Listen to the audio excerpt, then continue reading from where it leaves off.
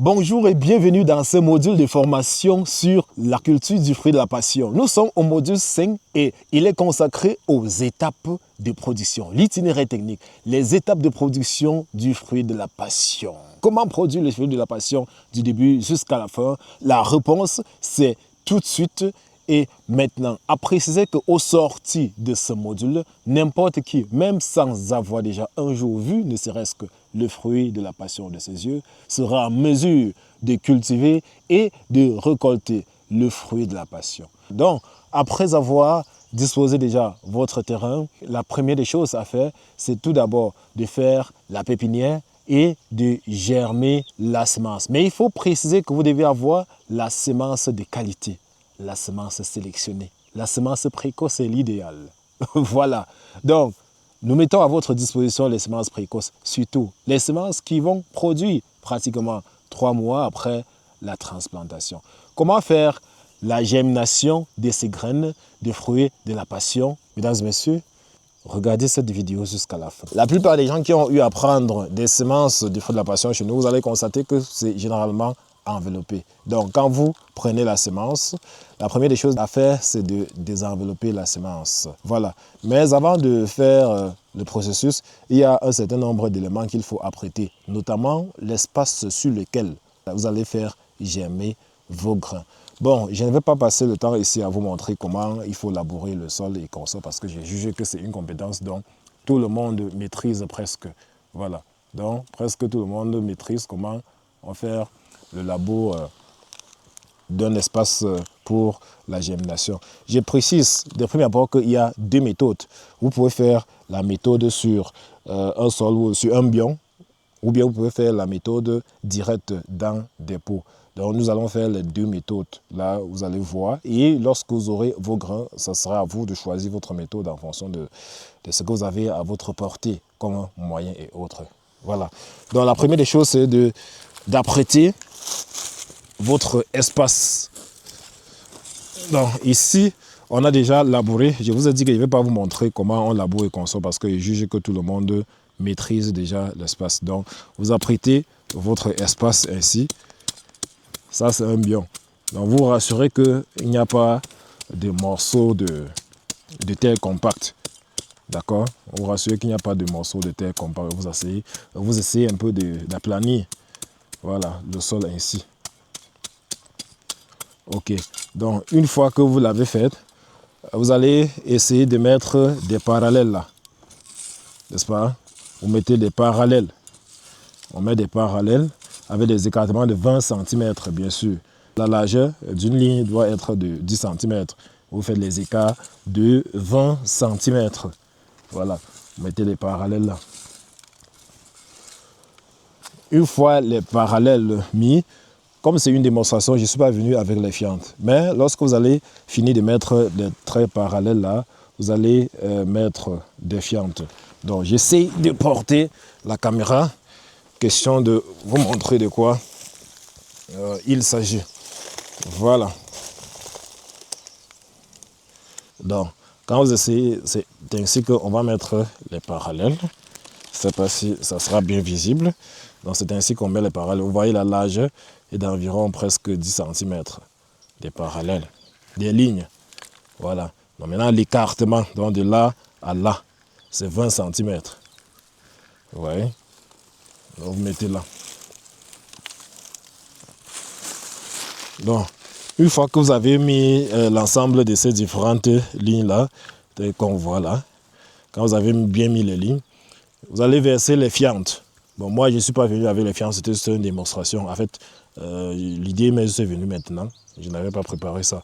Donc, vous allez verser les fientes sur chaque ligne, normalement.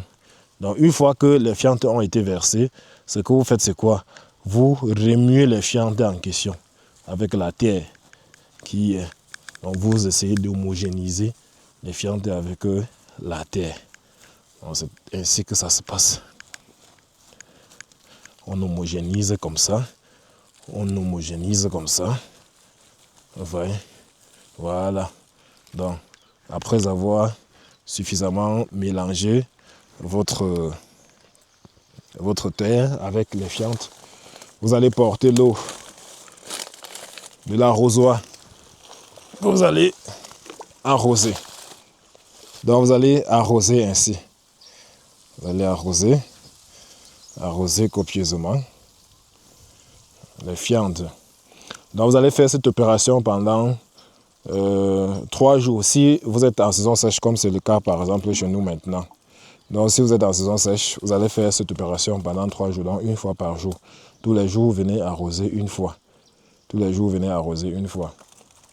Maintenant, si vous êtes en saison pluvieuse, je suppose qu'il pleut tous les jours.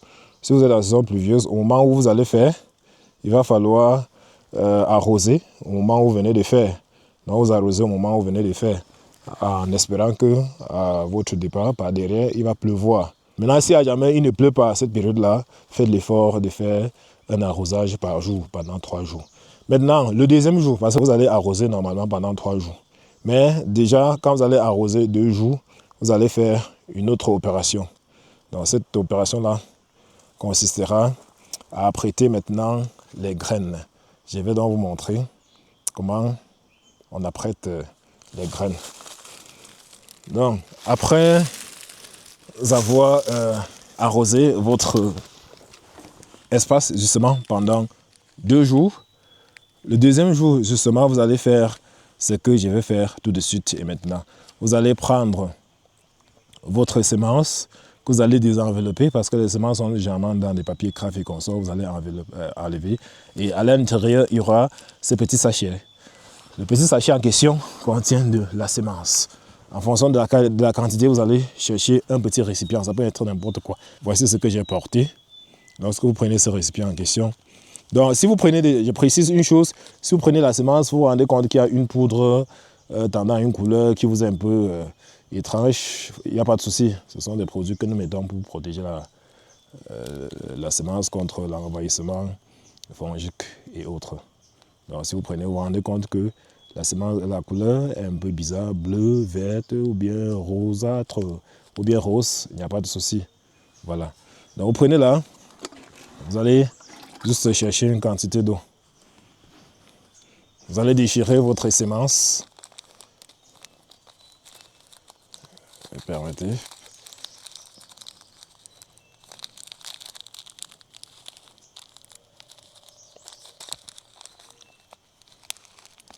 Déchirez la semence là et puis vous introduisez à l'intérieur.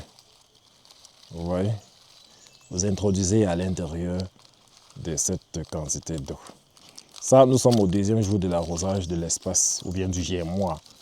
Appelez ça ou bien de la pépinière, appelez ça comme vous voulez. Vous comprenez? Ok, donc une fois que vous avez trempé ainsi, rassurez-vous que toutes les graines sont bien mouillées là. Vous allez regarder un espace à la maison, à l'ombre, où vous allez mettre attendre 24 heures. Donc les 24 heures après, donc, vous allez porter pour vous rendre sur le lieu de germination. Voilà. Mais une fois que vous portez, vous rassurez de retirer l'eau qui est. Voilà. Vous retirez l'eau.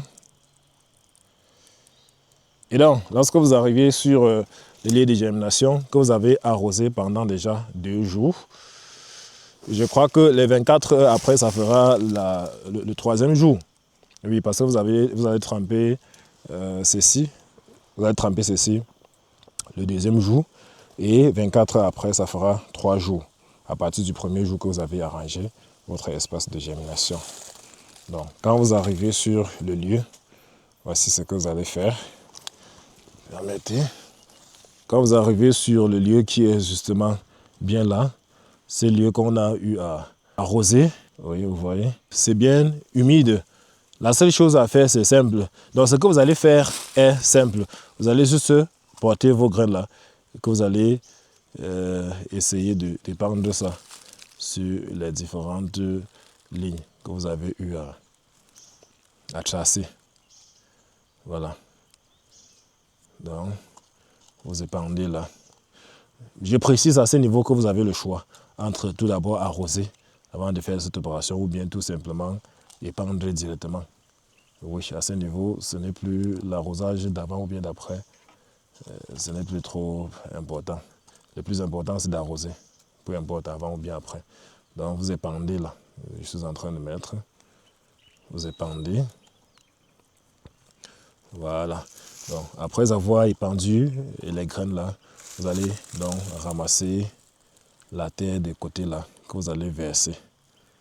Donc, une couche de 1 cm au plus, au trop 1,5 cm que vous allez verser au-dessus.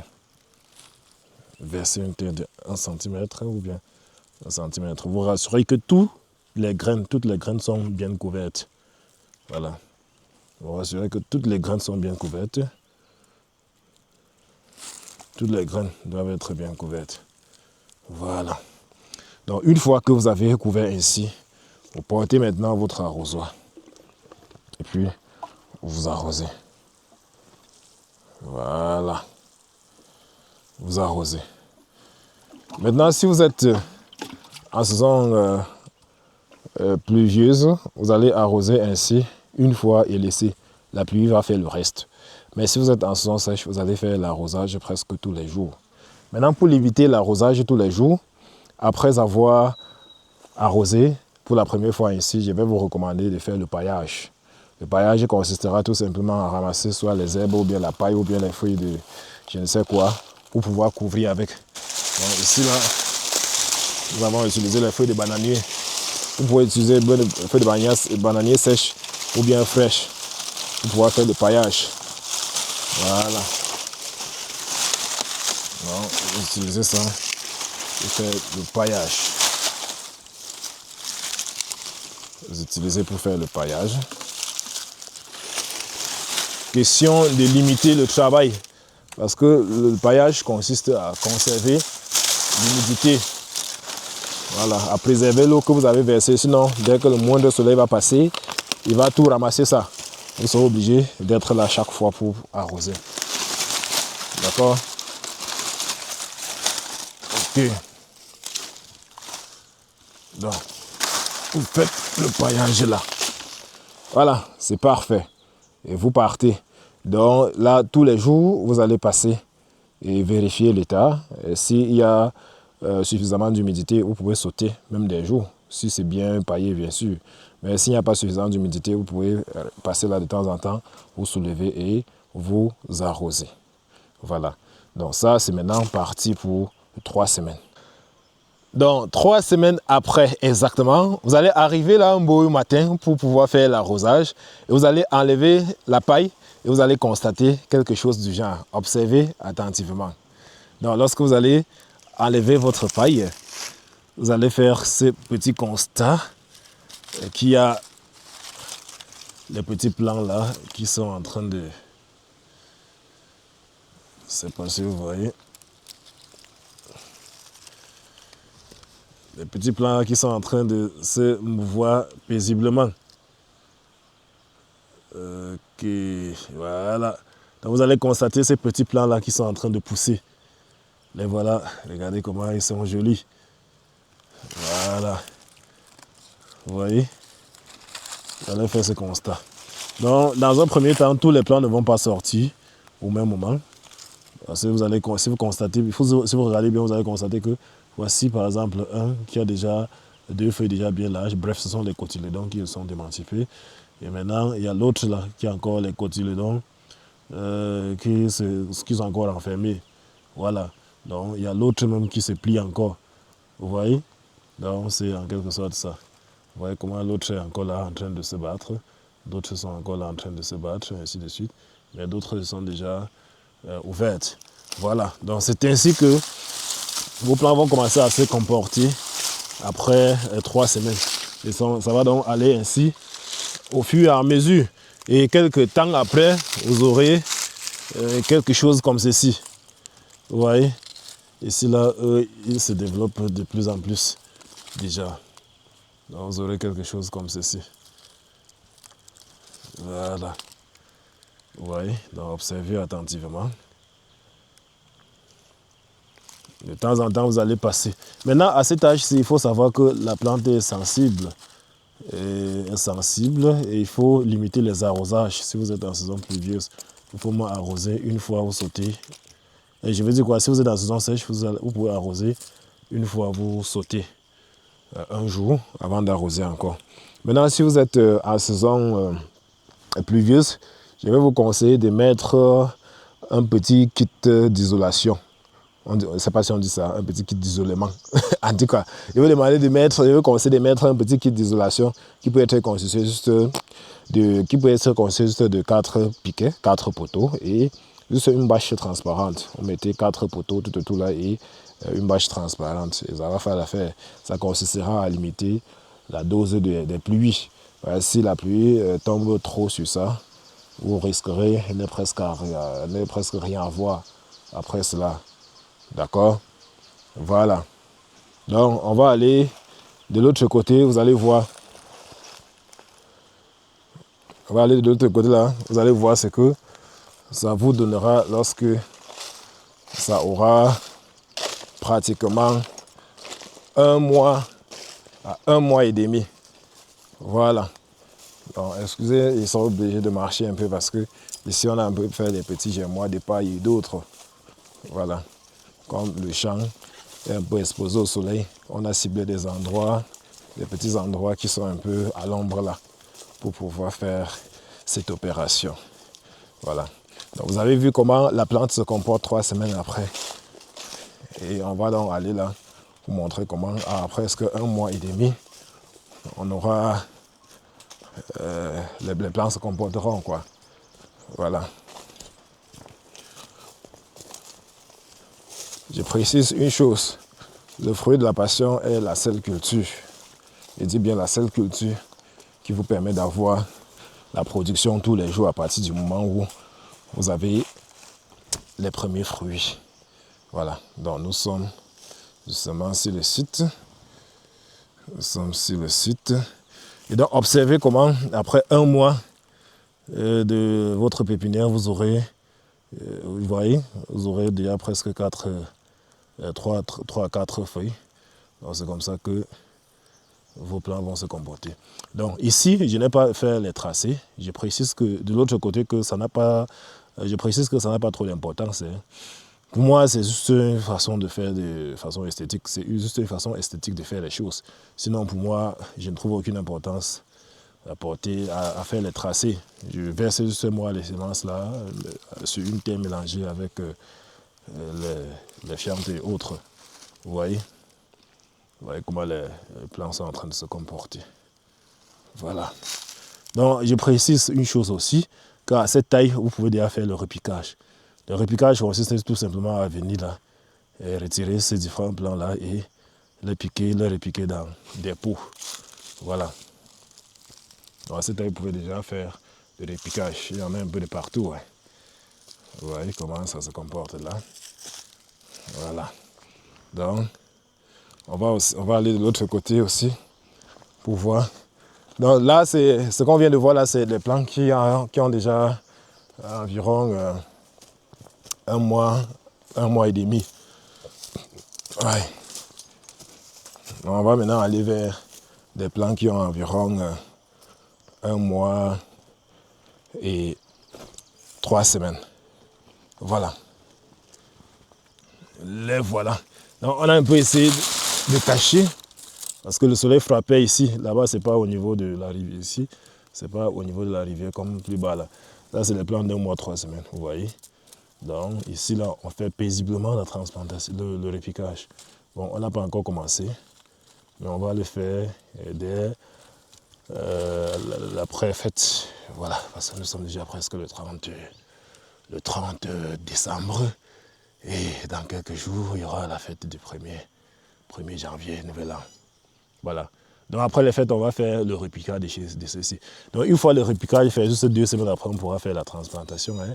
Oui, bon, sauf qu'on ne va pas directement faire la transplantation parce qu'on est encore en saison sèche. On va juste accompagner la plante dans sa période de maturation, en attendant que les pluies reviennent au mois de mars.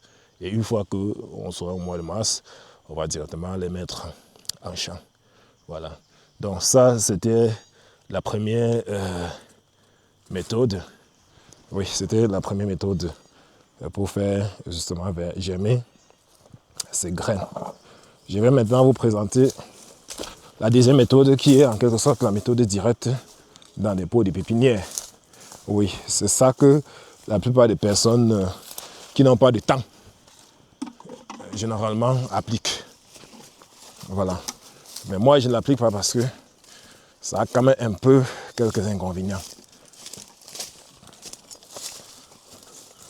Ok. Donc, nous sommes là en face de quelques pots. En face de quelques pots. Observez. Observez. Voilà. Donc, la deuxième méthode consiste tout simplement, vous avez vu comment de l'autre côté, on a tout d'abord chargé, on a tout d'abord fait des tracés, qu'on a mis les fientes, et après on a remué. Après avoir remué, on a arrosé 3 jours et on a mis les graines. Ici, c'est pratiquement la même chose, sauf que au lieu de faire des tracés au sol, on va se charger la terre dans des pots, comme vous voyez. Vous voyez, on va charger la terre mélangée avec les fientes, bien sûr. Donc, on mélange les fientes avec la terre et on charge dans ces pots. Et une fois l'opération faite, on va passer tous les jours aussi arroser pendant 2 jours. Et le 3e jour, ou bien le 2e jour, on va aussi tremper les graines, comme on l'a fait tout à l'heure. Et là, lorsqu'on va arriver le 3e jour, justement, pour l'arrosage, on va se mettre les graines en germination. Et l'opération sera simple. Comment ça va se passer? Beaucoup de personnes prennent les graines là et choisissent le milieu, comme ceci, et pour y mettre. Bon, ça c'est si on est sûr à 100% d'avoir des germinations. Mais généralement, en ce qui concerne la germination, on n'est jamais sûr à 100%. Le taux de germination va souvent varier entre 70 même et 90% pour ce qui a beaucoup fait, et ainsi de suite. Voilà. Donc maintenant, pour maximiser les chances, pour être sûr d'avoir quelque chose, on va souvent mettre 2 à 3 graines. Nous, on recommande 3 graines. Et pour ce faire, comment cela se passe? On prend la première graine, voici le silence qu'on a trempé. On prend la première graine, on choisit un coin du pot là, on met le trou, environ 1 cm, on met la graine à l'intérieur, n'est-ce pas? Et on couvre.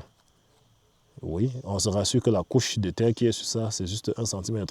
On prend le 3e coin, et le 2e coin plutôt, on fait la même chose, on prend la graine, on met, n'est-ce pas, au 2e coin, on couvre, on prend le 3e coin, n'est-ce pas, ainsi de suite, on met la graine.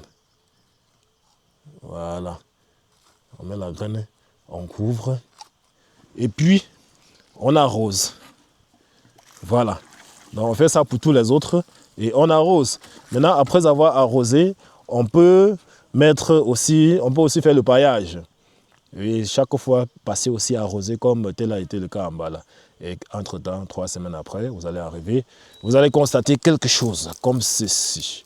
Vous voyez comment on a fait? Vous allez constater quelque chose comme cela. Vous voyez le premier là, le 2e est là, et le 3e est là.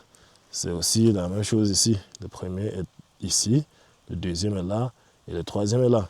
Donc les 3, on a la chance parfois, les 3 poussent. Voilà. Donc ceci, c'est pour être 100% sûr, c'est pour être à 100% sûr d'avoir les plants sur tous les pots. Maintenant, le fait de mettre les graines au niveau des coins, c'est pourquoi? C'est pour faciliter le démarrage après. Parce que lorsque les plants auront une certaine taille, on va procéder au démarrage. On ne peut pas laisser les 3 plants se développer dans un pot ainsi. On va venir là, retirer 2 ou bien 1, en fonction de comment ça se comportera. On va retirer 1 ou bien 2, et puis le repiquer dans d'autres pots. Voilà. Donc, c'était en quelque sorte ça. Et lorsqu'on repique, c'est pratiquement l'opération que vous connaissez. Hein. Il n'y a rien d'extra. On repique seulement dans les pots contenant de la terre et les fientes. Une fois fait, on arrose. Et on se rassure qu'il n'y a pas assez de soleil ni trop de pluie. Donc, on peut juste couvrir avec soit une bâche, soit on fait une petite serre. Oui, toujours avec les bâches plastiques et bien d'autres. Voilà les gars, c'était juste une vidéo de mise à jour sur comment réussir la germination de ces graines. Donc que ce soit les graines de fruits de la passion, graines de papaye, graines de pastèque et d'autres graines que vous connaissez, vous pouvez appliquer cette méthode et puis ça marche très bien. Merci d'avoir regardé la vidéo jusqu'à la fin et surtout, n'oubliez pas que nous avons toujours à notre disposition les semences de qualité du fruit de la passion, de la papaye aussi et bien d'autres spéculations pour la campagne 2025.